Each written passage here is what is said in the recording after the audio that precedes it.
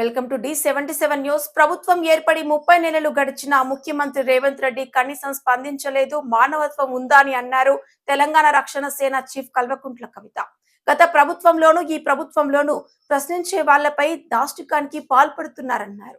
రేవంత్ రెడ్డి గారు వచ్చి 30 నెలలైంది. ఆనాడు పెద్ద పెద్ద మాటలు మాట్లాడిన రేవంత్ రెడ్డి గారు ఈ 30 నెలల్లో కనీసం నేరెళ్ల పేరు కూడా ఎత్తలేదు. ఇది మానవత్వమా? ఇంత అన్యాయం ఉంటుందా? ఓట్ల కోసమైనా మనం చేసేదంతా? ఈ నేరెళ్ళ నేల నెత్తుడితో తడవలేదా? అది గుర్తొస్తలేదా మీకెవరికి? మర్చిపోయిన మా మానవత్వం అనేటిది సంపూర్ణంగా. అన్ని పార్టీలను అడుగుతున్నా నేను, ఇవాళ ఒక ఆడబిడ్డగా అడుగుతున్నా, కనీసం ఆలోచించాలి కదా. ఒక్కరోజు వచ్చి పరామర్శించి ఫోటోలు దిగిపోతే అయిపోతుందా? నేను అట్లా టూరిస్ట్ లెక్క రాలేదు, పరామర్శించిపోవడానికి రాలేదు.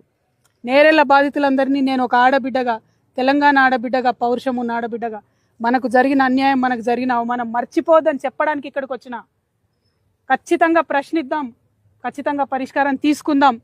మన మీద ఈ దమనకాండ చేసిన వాళ్ళు ఎంత పెద్దవాళ్ళైనా వాళ్ళకి శిక్ష పడే వరకు పోరాడదాం, నిలబడదాం.